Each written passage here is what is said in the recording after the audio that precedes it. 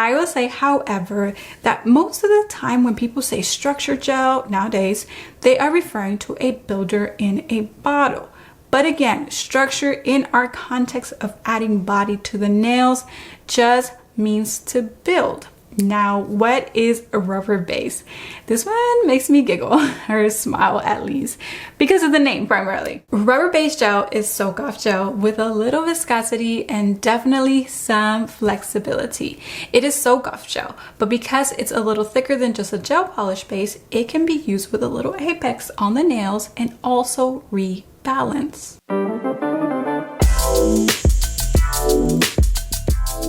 Hey there and welcome back, and if you are new here, welcome. My name is Paola of PaolaPonceNails.com, your source for all things premium soft gels and entrepreneurship in the nail industry. If this sounds like a niche you'd like to continue growing in, then at the end of this video, do consider subscribing to this channel and our weekly newsletter. Let's begin. Rubber base, gel polish, builder gel, structure gel, soft gel, semi-hard gel, hard gel, soak-off gel, poly gel, premium soft gels. I understand why you're confused. I'm so glad that the world of gel nails is exploding, but with it are the gel terms themselves, and the confusion is all so real. It's so important to keep a baseline of what something is so that we can always come back to its origin and understand what it is that we're talking about. I hope to provide you with lots of calm during and after this video as we define all the gel terms. Make sure to save this video, as I'm sure you'll be referring yourself and others back to it. Now, I'm a nail tech and educator, no science background other than some college courses in all the sciences, basically a little chemistry, a little bio, a little physiology, a little physics here and there. So my knowledge is not going to be coming from a degree in anything other than just being exclusive to gel nail products since 2015 and having trained with 4 premium potted soft gel systems, including education with the inventors of UV soak-off gel and 3 of Japan's top gel nail companies. Other than that, just sitting here studying the trends and terminology explosion just like you. Let's start from the very top and understand how gels categorize. Gels categorize under 2 categories based on how they can be removed from the natural nail: soak-off and non-soak-off. Sorry to the English teacher if that's not a real word. We'll be using it today just to keep things super simple. In other words, once cured, does the gel break down in acetone to be removed? Soak-off is also known as soft gel. Gel that doesn't soak off is referred to as hard gel. This is your baseline. Spoiler alert, all of the terms we'll talk about today will fall in either one of these 2 categories: soak-off, soft gel, or non-soak-off, hard gel. Now, before we get into all the terms, I want to talk about another instance where gels are described with the words soft and hard. And in fact, you may even see the term semi-hard. Stay with me. Once gel is cured, it will have some level of flexibility, and this is another time where you will see the words soft, semi-hard, and hard being used. Side note, the harder the gel though, the more difficult it may be to remove via soak-off. And so you will resort to filing or rebalancing the nails. Okay, so soft, semi-hard, and hard. These terms can also be used to describe a gel after it has been cured. But don't forget your baseline. We still need to start with the baseline of how the gel can be removed, as this is important to us nail techs. And also, not only that, it helps us determine how we can play with our products, because the soft gel over a hard gel enhancement will typically not give you issues, but the other way around, like a hard on top of a soft gel may. So we just need to know for the sake of mixing things or overlaying things on each other. So again, a cured hard product can hold soft product on top, but typically a soft product cannot hold a hard product on top. That's because there's going to be a lot of flexibility, and that hard product on top is going to be displaced, or it can crack or shatter if it's too thin. All right, now that we understand the baseline, I'm going to say it again: soak off versus non-soak off. Let's move on to the terms. I want to start with the words overlay and builder. Don't overthink these. So what is an overlay? An overlay is simply anything overlaying the natural nails. It can be thick, thin, sculpted, structured, over a natural nail, or over a plastic tip.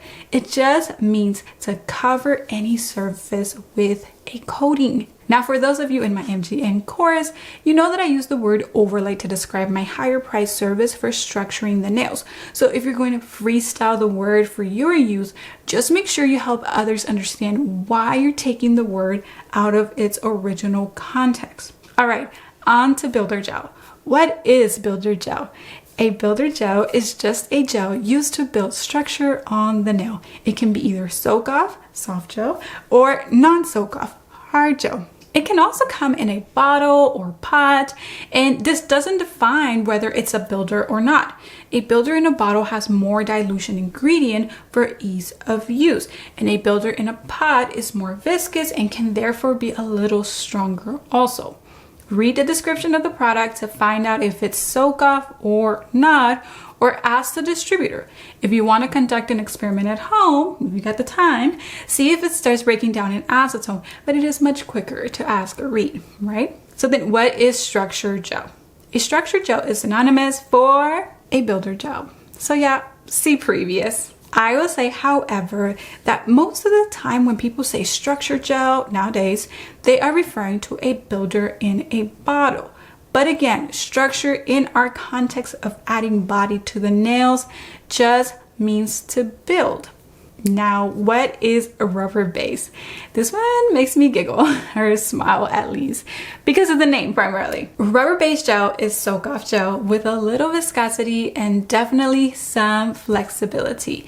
It is soak-off gel, but because it's a little thicker than just a gel polish base, it can be used with a little apex on the nails and also rebalance. And by that, I simply mean it doesn't have to be removed completely from the natural nail. You can file it down thin and reapply. I've seen the term a rubber base floating around, particularly here on YouTube, for many years actually, even though it's exploded within the last year or so. And how I remember it getting its start was when hard gel technicians started to use soft gel base under hard gel to help the hard gel soak off. Now, you can just put any gel polish base down under your hard gel. It had to be a little rubbery in order for this combo to last or to work. Gelish base coat has that characteristic in its base gel of being rubbery. Other bases I know to have rubbery characteristics are Biosculpture Clear Base and Vetro's Fuji Base. Rubbery base coat attributes are, remember, a little more viscous and very flexible, and so it was the preferred option under that hard gel to make the trick work. This then slowly but surely started evolving into all the terms you now see floating around used to describe this type of base gel that has a little more viscosity, more flexibility, and that also is soak off. Yep, rubber base, structured gel, builder in a bottle, these all share these characteristics of being a little more viscous, flexible, and soak off. What you see them labeled is simply whatever sticky trendy word the manufacturer has decided to go with. So be ready for another word. Just don't forget your baseline and you'll be fine. So if you're a loyal subscriber or if you're new to this channel, we create and host online education on structured manicures all the time with soak-off gel. But you'll hardly ever hear me use any of the trendy terms. And that's because I've always known what the products I use are and what they can do. The gel nail products I use are soak-off gel with ranging flexibility of soft to semi-hard hardness after they've cured. I've cared to use nothing else because once I learned what the new is, I realized it's the same thing and what I use is better. A little bit of fact and a little bit of opinion in that statement. And I started and continued to prefer my gel in a pot for two reasons. To preserve its original application method of pot and brush. And your clients get all the feels, by the way, when they see this method of application. And number two, because generally speaking, most formulas in a pot are stronger because they have less dilution ingredient. A little can go a long way. So let's bring it all together. The baseline when talking about gels has to do with how the product can be broken down chemically with acetone. So is the gel soak off or not? After that, if it is soak off, it is categorized as a soft gel. If it is not, it is categorized as a hard gel. We further learned that all the trendy terms are all having to do with soft gel. Hard gel is hard gel, and acrygel, what is commonly termed polygel, I hear is a combination of acrylic powder and gel, but don't quote me on that. And we learned that all of the trendy soft gel products with all of their trendy terms are used to perform the very popular structured manicure. And you also learned that structured gel nails are not new because basically since the inception of potted soft gel back in 1988, technicians have been self-leveling their gels to enhance the look and feel of natural nails with this higher viscosity, flexible soft gel, which first originated in a pot to be applied with a brush. Hey, and if you want to stand apart even further and bring structured gel services to your clients, particularly with gels in a pot, I invite you to check out my free masterclass down below to learn more. We also have resources and promo codes to our favorite products. You have a merry start to the week, and I'll see you in the next one.